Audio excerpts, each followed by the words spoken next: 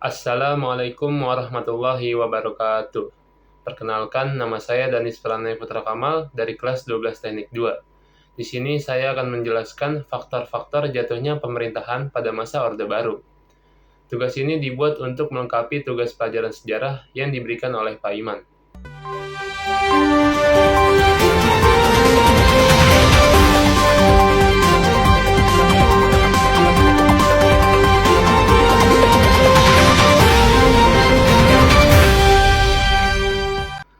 Apa sih Orde Baru?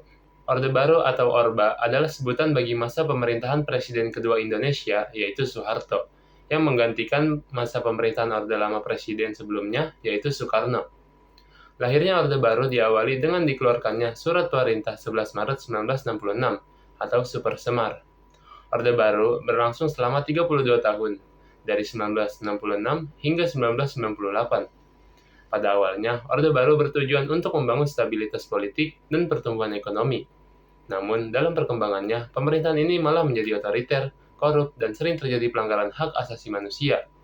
Akibatnya, berbagai faktor pun terjadi. Pemerintahan Soeharto mengalami krisis kepercayaan dari rakyatnya. Faktor-faktor jatuhnya pemerintahan Orde Baru. 1. Maraknya kasus KKN, korupsi, kolusi, dan nepotisme. Pada masa Orde Baru, praktik korupsi, kolusi, dan nepotisme merajalela di berbagai sektor pemerintahan. Korupsi terjadi ketika pejabat menyalahgunakan kekuasaan untuk kepentingan pribadi, yang mengakibatkan banyak proyek terbengkalai dan merugikan rakyat. Kolusi melibatkan kerjasama tidak jujur antara pejabat dan pengusaha untuk keuntungan pribadi. Sementara nepotisme membuat banyak jabatan strategis diberikan kepada keluarga atau kerabat dekat tanpa mempertimbangkan kemampuannya. Akibatnya, ketimpangan sosial dan ekonomi semakin parah. Masyarakat pun kehilangan kepercayaan kepada pemerintah. 2. Pemilu 1997 yang tidak demokratis. Pemilu yang tetap dimenangkan oleh Golkar dengan penuh kecurangan. Di bawah pemerintahan Soeharto, pemilu yang diadakan setiap 5 tahun selalu dimenangkan oleh Golkar. Hal ini bukan karena rakyat sepenuhnya mendukung, tetapi karena adanya tekanan dari pemerintah. Banyak pegawai negeri dan aparat dipaksa untuk memilih Golkar. Sementara partai oposisi kesulitan berkampanye karena dibatasi oleh aturan yang berat sebelah. Ini menunjukkan bahwa demokrasi pada masa Orde Baru hanya sebatas formalitas belaka, tanpa memberikan kebebasan politik yang sebenarnya. 3. Pelanggaran hak asasi manusia. Banyak aktivis yang diculik dan hilang karena berani mengkritik pemerintah. Pemerintah Orde Baru sangat keras terhadap kritikan. Banyak mahasiswa, aktivis, dan tokoh oposisi yang menghilang secara misterius. Mereka diculik oleh aparat keamanan dan beberapa di antaranya tidak pernah ditemukan kembali. Hal ini membuat masyarakat semakin takut untuk menyuarakan pendapat mereka. Tragedi Trisakti 1998. Pada 12 Mei 1998, mahasiswa Universitas Trisakti melakukan demonstrasi damai untuk menuntut reformasi. Namun, aksi tersebut berakhir tragis ketika aparat melakukan tembakan kepada 4 mahasiswa. Kejadian itu memicu kemarahan besar di kalangan mahasiswa dan masyarakat luas. Tragedi ini menjadi salah satu pemicu utama gelombang protes yang semakin besar di berbagai daerah. 4. Krisis ekonomi 1997 sampai 1998. Rupiah mengalami inflasi dan harga kebutuhan pokok melonjak, akibatnya banyak perusahaan yang bangkrut. Krisis ekonomi yang melanda Asia pada tahun 1997 berdampak sangat parah bagi Indonesia.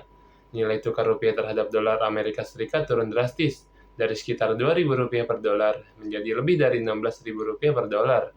Akibatnya, harga barang-barang kebutuhan pokok seperti beras, minyak goreng, dan gula naik berkali-kali lipat. Banyak perusahaan yang tidak sanggup bertahan sehingga terpaksa tutup. Hal ini menyebabkan tingginya tingkat pengangguran saat itu. Kesulitan ekonomi ini membuat rakyat semakin kecewa terhadap pemerintahan Orde Baru yang dianggap tidak mampu mengatasi krisis. 5. Demonstrasi besar-besaran. Mahasiswa dan masyarakat turun ke jalan untuk menuntut reformasi. Sejak awal 1998, aksi protes semakin meluas. Mahasiswa dari berbagai universitas di Indonesia bersatu untuk menuntut reformasi. Mereka menyuarakan berbagai tuntutan seperti penghapusan KKN, kebebasan berpendapat, dan demokrasi yang lebih adil. Ribuan mahasiswa menduduki gedung DPR sebagai simbol perlawanan. Pada 18-21 Mei 1998, ribuan mahasiswa menduduki gedung DPR. Mereka tidak akan pergi sebelum tuntutan mereka dipenuhi. terutama agar Soeharto segera mundur dari jabatannya. Peristiwa ini menjadi simbol perlawanan rakyat terhadap pemerintah yang sudah dianggap gagal. 6. Tekanan dari lembaga keuangan dunia.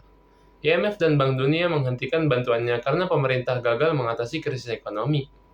Awalnya, Indonesia menerima bantuan dari IMF untuk mengatasi krisis ekonomi. Namun, karena pemerintah gagal memenuhi syarat yang diberikan seperti transparansi dan penghapusan monopoli bisnis milik Roni Soeharto, IMF akhirnya menghentikan bantuannya. Tanpa bantuan tersebut, ekonomi Indonesia semakin terpuruk, dan kepercayaan masyarakat terhadap pemerintah semakin hilang. 7. Tekanan dari negara-negara asing. Negara-negara barat mendesak Indonesia untuk melakukan reformasi dan menghormati HAM. Pelanggaran hak asasi manusia di Indonesia menjadi perhatian dunia. Amerika Serikat, Australia, dan negara-negara Eropa mendesak Indonesia agar menghentikan tindakan represif terhadap rakyatnya. Media internasional juga menyoroti kondisi Indonesia, termasuk kasus penculikan aktivis dan kekerasan terhadap demonstran. Akibatnya, tekanan internasional terhadap Soeharto semakin besar dan mempercepat jatuhnya rezim Orde Baru. Nah, itu dia. Ternyata jatuhnya pemerintahan Orde Baru disebabkan oleh banyak krisis yang terjadi secara bersamaan. Akhirnya, pada 21 Mei 1998, Soeharto resmi mengundurkan diri sebagai Presiden Indonesia. Kejadian ini menjadi titik awal era reformasi yang membawa berbagai perubahan dalam sistem pemerintahan dan demokrasi di Indonesia. Oke, mungkin cukup sekian yang bisa saya sampaikan. Wassalamualaikum warahmatullahi wabarakatuh.